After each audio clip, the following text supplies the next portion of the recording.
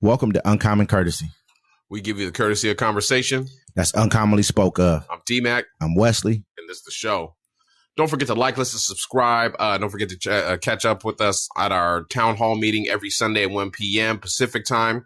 Also, we have the Friday Fix at 7 p.m. Pacific time on Fridays. That's where you get in there, just having a good time for the weekend starts. And we talk no politics at all on Fridays. Yeah.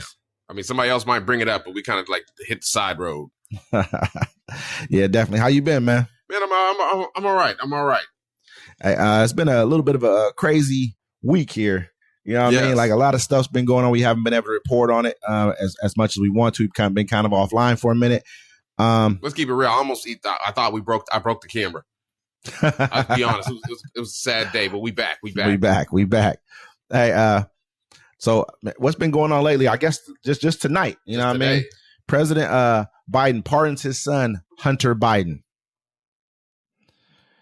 President Joe Biden announced Sunday that he has pardoned his son, Hunter Biden, who faced sentencing this month for federal tax and gun convictions, marking a reversal as he prepares to leave office. Today, I sign a pardon for my son, Hunter, the president said in a statement. It is a full and unconditional pardon according to a copy of the executive grant of clemency. This official grant of clemency cannot be rescinded by President-elect Donald Trump. By pardoning his son, Joe Biden has reneged on a public promise that he made repeatedly before and after dropping out of the 2024 presidential race. The president and his top White House spokesperson said unequivocally, including after Trump won the 2024 election, that he would not pardon Hunter Biden or commute his sentence. The pardon means Hunter Biden won't be sentenced for his crimes, and it eliminates any chance that he'll be sent to prison, which was a possibility. The judges overseeing his case will likely cancel the sentencing hearings, which were slated for December 12th in a gun case and December 16th in a tax case. The broadly crafted pardon explicitly grants clemency for the tax and gun offenses from his existing cases, plus any potential federal crimes that Hunter Biden may have committed from January 1st, 2014 through December 1st, 2024. This time frame importantly covers his entire tenure on the board of Ukrainian gas company Burisma and much of his other overseas work, including in China. He had faced scrutiny for his controversial foreign business dealings, and Trump has repeatedly said he should not be prosecuted for his activities in Ukraine and elsewhere. That he should be prosecuted for his activities in Ukraine and elsewhere. Yeah, and the statement from Joe Biden, he said, "Today I signed a pardon for my son Hunter. From the day I took office, I said I would not interfere with the Justice Department's decision making, and I kept my word even as I've watched my son being selectively and unfairly prosecuted. Without aggravating factors like use in a crime, multiple purchases, or buying weapons as a straw purchase, people are almost never brought to trial on felony charges solely for how they filled out a gun form. Those who were late paying their taxes because of serious addiction, but paid them back subsequently with interest and penalties, are typically given non-criminal resolutions. It is clear that Hunter was treated differently." I mean, he was. They targeted his son because it was his son. Let's just keep it 1,000. I mean, I've never heard of anyone saying that, oh, you were in the throes of addiction when you filled out this gun form to buy this weapon. With no proof. With no proof at all, really. They were using like his just time frames. Oh, well, this happened this time, this happened. Who can say whether someone's in the throes of addiction or not? We don't know. Sobered up for 5 days, bought a gun. But bigger than that, though, what they're going to try to compare this to is when Trump got the 34 felonies for tax, campaign finance, for using campaign finances to pay for the pay off the porn star. Check this out. Who cares if Joe Biden pardoned his son? This is going to be a nothing burger. He should have. March. He should have pardoned. I would have pardoned my kid. I think anybody would have pardoned their kid. These people. I wouldn't even care, man. Look at they just hired someone who's Jared Kushner's dad to be our ambassador to France. He just got pardoned for some stuff. He just got his record expunged. Yeah. He did 2 years in prison. I mean, no one really cares anymore. We're at a point right now where no one cares. So doesn't matter what you do anymore. In Paris. I mean, pretty much, man. It's crazy, man. When we really look at what's going on right now, like I think Hunter was the pictures that I saw, all the stuff that people send me. It looks like he passed out and someone stuck a pipe in his mouth and took a picture. Like he has some people around him who are just the worst possible people you can have. He knew he was in the throes of addiction. He had a crack pipe in his mouth, a meth pipe in his mouth. They got him in every picture in the book. He was doing drugs, bro. Like, look, people struggle through addictions. Yeah, everyone has a family member that's struggling through addiction right now. Are you putting your family member out there showing pictures? Oh, look at Ray over here. He smoked down. No, you're not doing that to your family. You're like, hey, pray for my family. I love him and stuff. You see it. You just do that because you don't like the president. You see Marjorie Taylor Greene. You see what Marjorie Taylor Greene did to him. She put a picture, you know what I mean, of his genitalia up on a board in front of everyone, like not everyone in Congress, but whoever was in that committee hearing, put him up there just to embarrass him. Yeah. Just as an embarrassment tool. Like, this woman is crazy. She better not ever let nobody get a picture of her. Trying to throw pipe her away, no way. That's why she better not ever let nobody get a picture of her doing anything out of the ordinary. Now, what's her name? The other one from Colorado. Who you talking about? Tulsi Gabbard? Lauren Boebert. Yeah, she can get it. But what's her name? Seems like, she's like the MTG DEI Marjorie Taylor Greene. She seems like she gets drunk and arm wrestles with dudes at the local bar. Drinks beer or something like that. Like, you want to shoot some darts or arm wrestle? Hey, man, but I definitely would have pardoned my son too. I think most of us would have. Yeah. I mean, not to say that, this is a gun. Basically, it wasn't even a gun case, really. It was like you filled the form out wrong, and then they hit him for some tax evasion charges, which they hit Wesley Snipes with too. You know what I'm saying? Remember they hit Wesley Snipes in jail. But my mom, I was talking to my mom about that. It's crazy. She's like, look, they give you multiple warnings that you need to pay your taxes before they throw you in jail. They throw you in jail. They absolutely do. I mean, well, let's just hope this works out well for him. He looks like he's not in the throes of addiction as he once was. And he pardoned him for any crimes they could try to charge him with from now till 11 years ago. I know. They said that during the Burisma, during all the, I've been hearing so much about what he was doing. I believe he probably did do a lot of stuff. He was on drugs. He was going to take whatever you gave him. He was on drugs. They said he was selling paintings for like hella money. He ain't even a painter. They were buying his paintings for, you know what I mean? Like the same thing they did when they bought Trump's houses for all the money when their house wasn't worth. He bought the house for 3 and 4 times more than what it was worth. Same thing they did kind of there. They were buying Hunter Biden's paintings when he was on dope. His paintings just he's in, like, you want to buy this painting for $8 million? He's like Hunter Biden's Van Gogh right now. They made Hunter Biden into fucking Van Gogh, man. It's crazy, man. And some people are like, Joe Biden needs to just put his foot down and go hard on stuff. I'm like, hey, yeah, who cares? You might as well. Yeah, you might as well. Democracy is dead anyway. Let the bombs fly on Russia. You're dead ass the last president of the United States, so you might as well do something about it. Hey, I was watching this. It was like the Animal Planet something, right? And I'm listening to the person doing the voiceover, and it's Barack Obama, and it gets me thinking, like, Jesus, man, how do you get a president to do a voiceover for like an Animal Planet? You know what I mean? Special about like, some bird or some kind of like seal or something, right? Then I thought about it. What they're probably doing is saying, hey, you come do this Animal Planet thing, we're going to pay you $8 million to do this Animal Planet voiceover. And this is how you get things like Burisma and everything else we got going on. Trump selling his condos and houses for 8 times what they're worth. Well, you know what I mean? For $100 million, they're only worth 10. Yeah. They had this one animal thing called Planet Earth, and they had Sigourney Weaver do it. Yeah, voiceover, and they're like, "Ooh, the sweet sound of alien death sounds so smooth over this." Sigourney Weaver got a good voice, though. Like, you know what I mean? Yeah. Do you think of? Okay, you probably think of her when that's the only reason I watched it. Okay, because it's her. Then it's the guy from Britain. He's like, "Oh my, look at Karen in the wild." Oh no, she sees something. A youth black man playing basketball. He looks dangerous. You're stupid, bro. Yeah. So I got one here. Trump warns BRICS countries of 100% tariffs if they replace the U.S. dollar in international trade. President-elect Donald Trump is once again threatening foreign nations with tariffs, this time targeting BRICS countries: Brazil, Russia, India, China, South Africa, Egypt, Ethiopia, Iran, and the United Arab Emirates. According to Trump's announcement on his social platform, the tariffs threat stemmed from BRICS members perceiving interest to replace the U.S. dollar. The idea that the BRICS countries are trying to move away from the dollar while we stand by and watch is over, Trump wrote, adding that the country would face 100% tariff and have to wave goodbye to America if they backed out of any other currency if they backed any currency to replace the U.S. dollar in international trade. They can go find another sucker, Trump added. So,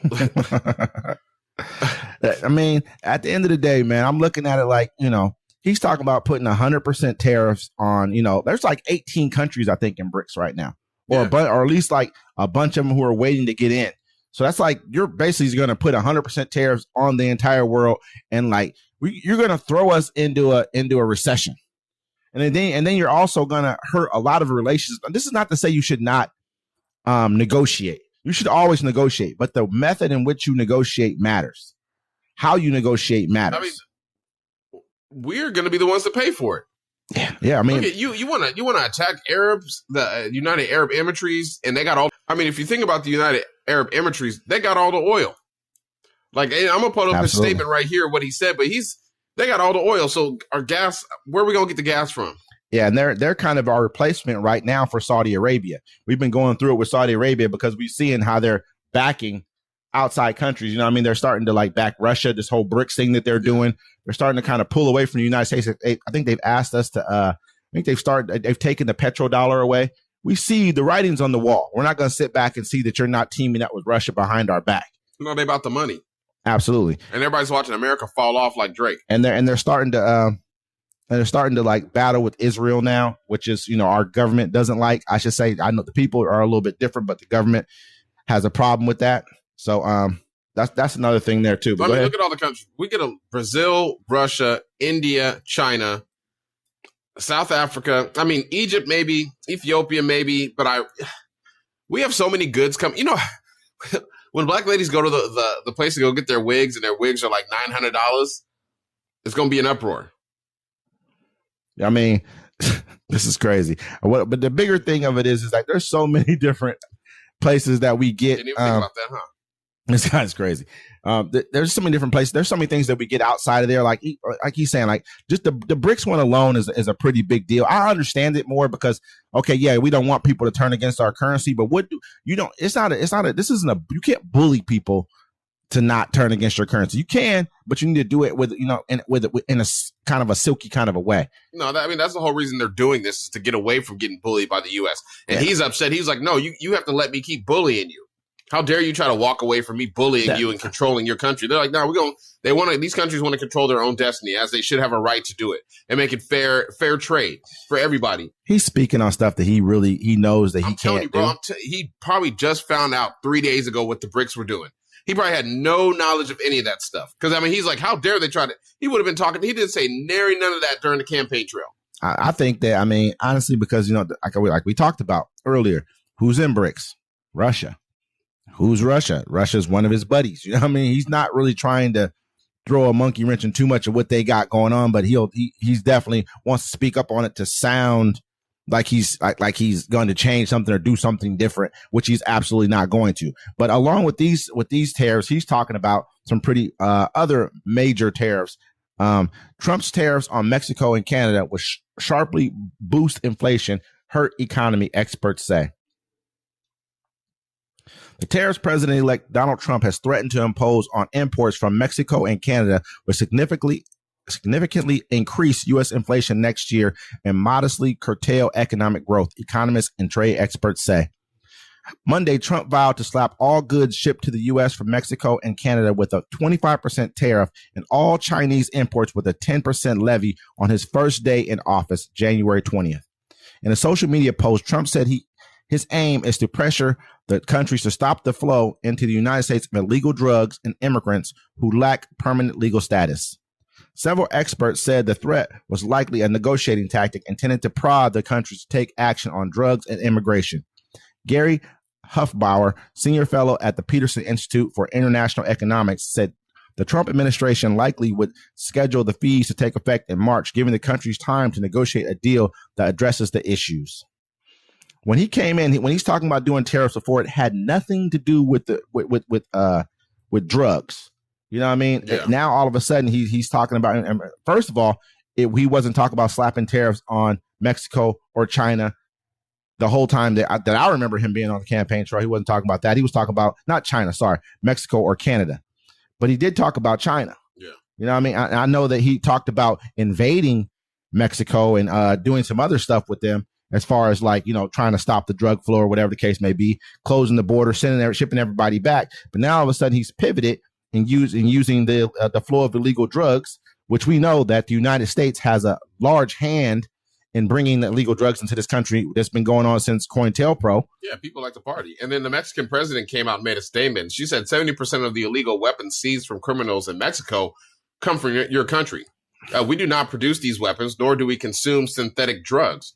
Tragically, it is in our country that lives our lives are lost to the violence resulting from the meeting the drugs demand in yours. Yeah, and that's true. That's a fact. We all know that, during the late 70s and 80s, early 80s, Miami was built off drug money. During the COVID, they said that drug money helped to keep the economy somewhat afloat during COVID. We all know that drugs are an integral part of America. Period. You take the drugs out of this country, and then you take the immigrants at the same time. You know what kind of a recession that this country would tumble into? You know what kind of battles would just internal strife would occur? You take drugs away from people who go to work, even people who just go to work every day. Take drugs out of their life. They took alcohol away for a little while, and look what happened during Prohibition. The mafia was created. The mob. I mean, they were around, I think, probably before that, but they really started flourishing even further with just having access to be able to who brings now drugs are already illegal. Now you're trying to say you're going to start a war to stop and curtail the amount of drugs unless the U.S. government can sell them to you and give them to you. Yeah, heroin's illegal, but if you sign up for a program, they'll give you a shot of methadone every day. I mean, they'll give you heroin in a pill form. Don't get it twisted. They got all this for you. They're going to make sure they can, like you said, they can control it. Just like they caught the ship with $25 $1 million or something like that. Was $1 billion something worth of cocaine? I think it was $25 billion worth of cocaine. Something JP crazy. Morgan? Yeah, billion. $25 billion worth of cocaine on board. It was off the hook. It was crazy. And you know what I mean? They let it slide in for like a year, and then they blamed some guy that was on the boat that had nothing to do with it. They're like, it wasn't the captain. It was some rando dude, they said, that brought it on there. Crazy. And they were charging anybody. So, I mean, they do what they want. They make what rules they want. Like I said, they charge who they want and pardon who they want. It's been going on it's like you said, it's been going on forever. This is I'm telling you, dude, as soon as the beginning of March happens, you're going to look at the Hunter Biden thing like that's nothing. Remember, we thought they were like Hillary Clinton's emails. She was using a private server for emails. Oh my God. Horrible. Yeah. Terrible. We thought that was the worst thing in the world. A year later, a Trump presidency, them emails wasn't looking that bad, was they? Looking that bad at all. I don't think they're going to be looking that bad here pretty soon either when we start having to deal with all of his cabinet appointments that he's already made. And because I don't think we're not necessarily going to have to, because they appointed, was that his name, Kash Patel, something like that. I think that's his name. The guy, the guy that's for the FBI director. Yeah. I mean, these are all like he has, which you should have people who are loyal to you, but you should have the smartest people, not just the smartest people who are loyal to you. And that's what he has in office right now. It's crazy because they're all looking to attack. This is what the whole entire, like they said, like you say all this time, a revenge tour. Yeah. This is what this is going to be about. No, we will live in a dictatorship full of white supremacy, totally white supremacy. That's exactly what's going to happen. They're going to hunt down the minorities, or the illegal ones, and they're going to get the rest of us. There's no getting the rest of us. There's a lot of people. There's a lot of us in this country. There's a whole lot of us in this country. We're not going to bend down and take it. You know what I mean? You know what I'm saying? They're going to come for it, though. They're going to come for it one way or another. They've already been coming for it for a long time. They'll figure out a way. We talked about it earlier. I'm not worried about the officials doing it. I'm worried about just regular citizens stepping up. Like I said on our podcast today, I was like, someone's going to say something to me, and they're going to walk up and be like, "Hey, show me your papers," and I'm going to shoot them. Hey, maybe we should edit this part out because I don't believe what he's saying. Nope. He's just talking right now. Nope. He's just saying, that sounds leave it in there. But this is even going even further because now on top of the migrant ban, them wanting to take all the immigrants out of this country. On top of that, I mean, Trump has also said Trump plans crucial move against transgenders serving in the U.S. military on first day in office. I mean, they said Trump is planning to ban all transgenders from serving in the military and is expected to launch on his first day back in the White House. This order would force almost 15,000 people believed to be transgenders to be kicked out of their posts in the Army. Additionally, Trump is expected to implement a complete prohibition on the transgender individuals joining the military, despite various service branches currently facing recruitment challenges. Transgenders will be medically discharged, which means they will be deemed unfit to serve, the Sunday Times reported, quoting officials. The 78-year-old president in his first tenure declared that U.S. would no longer allow or accept trans people in the military, citing tremendous medical costs and disruption. So he said that last time when he was president or whatever. He was like, he's like, they shouldn't be there. We shouldn't be paying for their elective surgery. And he's like, you have to be military ready. And he says they're not mentally stable to be in the military, which makes sense because, they say it's a mental illness. Basically, like if you're born a man, you'd be like, well, I want to be a woman. Like, okay, cool. You can get your surgery, but you were born a man anyways. So I see what he's doing. And for him, it makes sense to him. But he's going to take all their rights away. He's going to take the gay rights away. You're not going to be able to get married anymore. And you know what? They're going to take that back to the Supreme Court. It won't be him that takes it away. It's the Supreme Court. But he has 6-3. They got the numbers. He is the Supreme Court. Yeah, it's true. Because it's crazy. He could be like, the Supreme Court's not working for us anymore. I'm going to get rid of it. He won't have to. He got 6'3". He's 5'4" all the way down the line, no matter what, even if Roberts were to go the other way. But Roberts is riding with his team now. Yeah. He's all the way on board. He has to be. I wonder if the LGBT community blames, if they're going to blame the people that were out there trying to force their ideologically beliefs on the rest of the country. I mean, do you get what I'm saying? It's I've been hearing a lot about it, man. Like everybody who I talk to about this election, a lot of them bring up immigrants and a lot of them bring up, do you want your kids, getting surgeries behind your back? You want them to force you to have to let your kid do this? Or do you want to be forced into this type of a lifestyle, which is not enforced into the lifestyle, but forced to accept these things that are going on? And some of it I hear, I'm kind of like, hey, I don't really care. If people are transgender, it doesn't matter to me. It doesn't have anything to do with me. As adults, you know what I'm saying? But you're going overboard when a 6-year-old comes up and he's a boy and he's like, I'm a girl. So the parents are like, well, you're a girl then.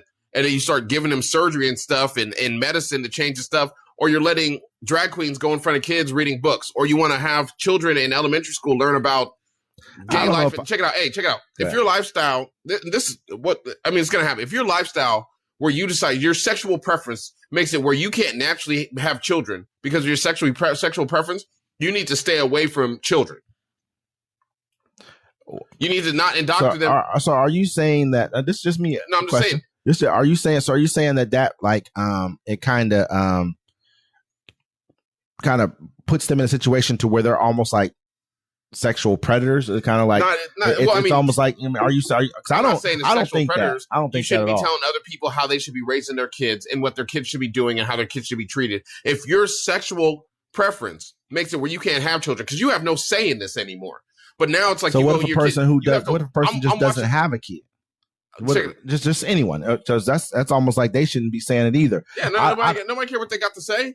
You ain't got no kids. I mean, you ain't got to wake up at 6 o'clock in the morning. But there are people who work in, like, say they work for they're social workers or there's something else. There's people who work in these fields who are dealing with these issues, though. And so we're saying that a transgender person should not be able to be a social worker for kids or for parents or for, you get what I'm saying? It kind of gets into, I don't look at it that way. I understand where you're coming from when you're saying like they shouldn't be able to tell our kids, we're going to call you a girl's name and they're in school and that's our kid. And you're not even telling us this is what's going on. If a parent agrees with their kid being assigned a girl's name, they should go get their name changed so that a person can call you. Why are they shoving all this stuff down our throat?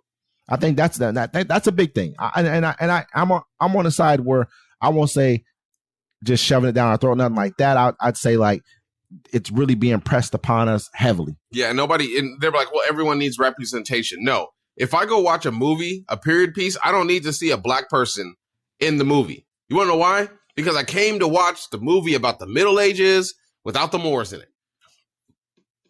I was watching some cartoon that was on Netflix. That's a cold line, what you just said just now, man. I understand what you're saying, too, but what you're saying is a lot of movies have like people, LGBTQ, Right, they were making the Snow White movie recently, and then they showed the Seven Dwarves. One was a black female. One was like a gay Mexican dude. Like, they made them all different. Like, they're trying to appease everybody. And everyone was like, what are you doing? They're all 7 little white dwarves, all right? They're dudes. Make the story original. No, not everybody needs. Would you have cared had it been 7 different colored people, but none of them were gay?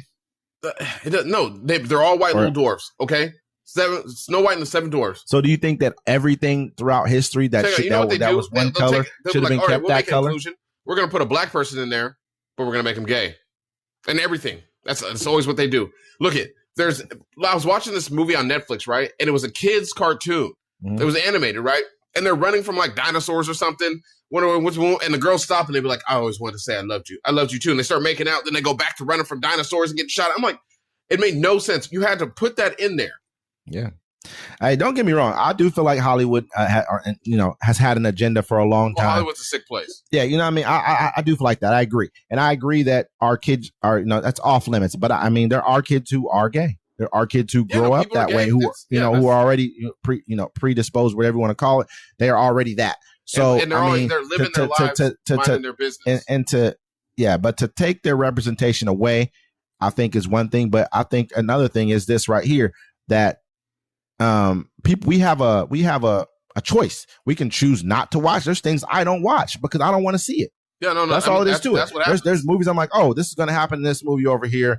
I don't like that kind of stuff. I'm not watching this. And that's and you think like when they try to do all that inclusive stuff, it does bomb. Nobody goes to watch it. Because the people they're trying to include don't care about none of that stuff. I think that them putting it in the children's, they've been Disney. When they're starting to put it in the children's movies as heavily as they do, I'm not going to say it should never be in there. There should be types of Disney movies where that's included, but it should not be small children. But what they're doing is indoctrinating these kids, not just with the fact of of being the LGBTQ, not just with that, but just with understanding that this does happen.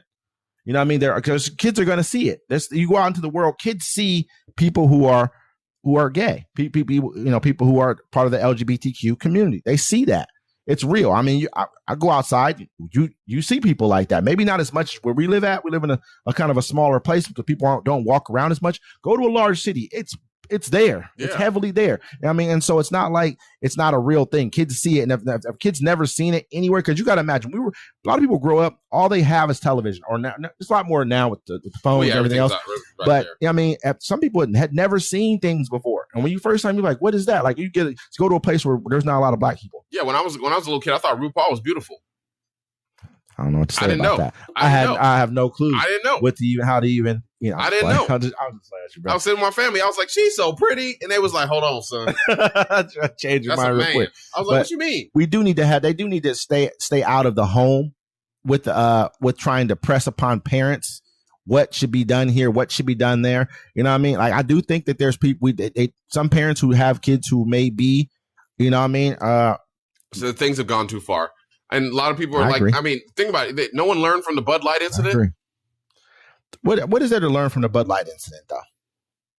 They put the trans dude on the Bud Light. Or no, they gave him a Bud Light can. They didn't even give him a commercial. They gave him a can with his face on Bud Light, and Bud Light's profits went down 30%. I don't think that's a learning experience. I think the experience in that. I think the learning experience in that is people who drink beer don't want to be seen as this right here. I think there's a lot of other things that doesn't relate. It's probably more than that. I mean, Bud's that's like your everyday Bud Light was the quote number unquote one beer. Average everyday man's or poor man or middle class man's drink. You know what I mean? That's what they go home and drink. That's not something that that class of people are not ready to even accept. A lot of, you know what I mean? They don't want that on their can. You know, their buddies probably laughing. Oh, look at that. What's on your can? You know what I mean? Making fun of them. You drink this beer. You know, you should hear. I hear a lot of stuff, bro.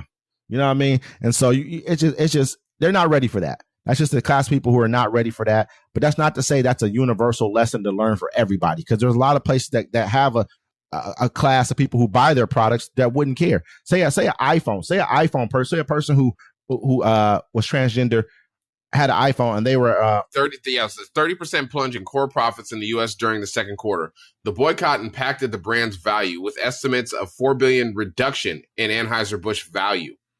I mean, yeah, I'm sure it's probably come back. Sales to U.S. retailers declined by 14%, primarily due to decline in Bud Light volume.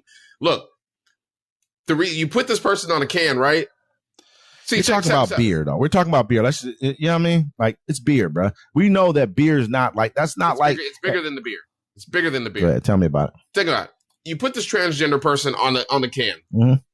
You don't have enough transgender people to buy the beer that you're about to lose in revenue. Now, see, America's divided. If you have Republicans and Democrats, and like McDonald's comes out and say, hey, we're only going to use this kind of barbecue sauce because, we don't want to use this kind of sauce because it comes from niggas. You know what I'm saying? There's enough racist white people to be like, you're damn right. And they're going to eat that McDonald's and cover up the profits. There's not enough trans people that to support you for what you're doing. My bad. I made the world turn. No, I get no. You're good. You're good. I'm saying they can't make up the profit loss. So you're trying to appease all these people that aren't spending money with you. No, and listen, I get what you're saying. I think that they were probably trying to broaden their base at that point in time, and they didn't think they would get such a kickback from the people who are already a part of their base. Well, I think beer is a very grown-ass man identifying as a 13-year-old girl. He wasn't identifying as a 13-year-old girl, man. He's just probably identifying as a woman. I don't know. No, he was a grown man. You can look him up. That identified as a 13-year-old girl. Well, I guess I'm gonna have to go for it, believe what he's saying because he's serious about it right now. Hey, but all I'm saying is this right here: beer is a niche that's a niche audience. You know who's gonna be drinking beer. You drink beer every day?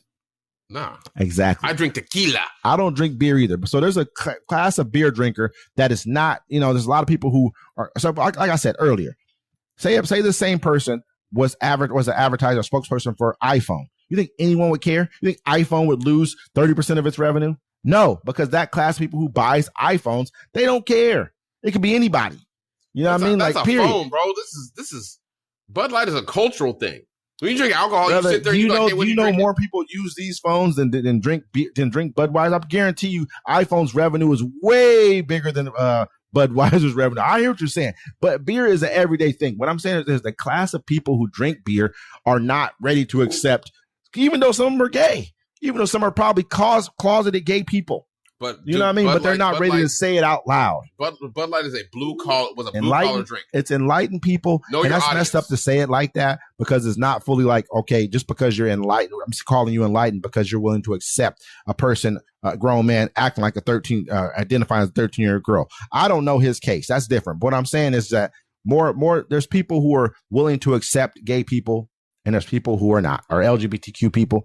And there's people who are not, and that's now people say beer drinkers are 14%. Like, we don't mind if you're gay or whatever. They're like, just stop throwing it down our throats. 14% of Budweiser people, the reduction that they had there, were not ready for that. Yeah, and they lost money, and they tried to backtrack. They fired the guy that did the advertisement because they don't. The people that support that aren't the people that want that aren't. They don't support it. It shows in movies, television. I just think they overly do it to the point to where. I don't think people just don't support it, but you overly do it to the point to where it's like some of it, okay, I'm willing to, okay, whatever, it's part of it. But then you start going too far with it. You know what I mean? Like, and I think my too far is probably not even like it's just to me, my too far would probably be okay for a lot of other males too at the same time. What's your too far? I mean, I don't want to get into it because No. What's your too far? Me personally, when they're doing any kind of sex acts, so how do you know they're gay without them doing a sexual act? Okay, I ain't talking about kissing. That's different. I don't even want to really see that. Same thing. But that's neither here nor there. It's not my. That's not my case, man. That's not for me to say. That's the only way you can really tell. But at the same time, that's a normal thing. But when it starts going into other things outside of that, then it's kind of like, I don't want to watch it. But that's just me. That has nothing to do with like I'm against you for it because I know it's happening in the world. But I don't want to watch it. Me personally. You know what I mean? Yeah, so that's just one thing. I watched two women make out though. Yeah, because that's what you're okay with that. You know what I mean? You're fine with that. Period. You know what I mean? But I'm just saying overall. Yeah. So there's lines for everybody. But like I said, my lines are not other people's lines. And that's and I like the world being able to be that way. But at the end of the day, it's going to bear out, and whether you're successful or whether you're unsuccessful. And I don't think it just has to do with whether people are putting this type of stuff in the movies or in whatever else. I think it just has to do with what people are willing to tolerate and what they're not. But but we're gonna keep you updated on everything that's going on, folks. This is Uncommon Courtesy. See you next time. Make sure you guys check us out again on Fridays for our Friday Night Fix at 7 p.m. Pacific Standard Time. We don't talk politics. We just sit back, kick it, get ready for the weekend. And make sure you also join us for our Sunday Town Halls, 1 p.m.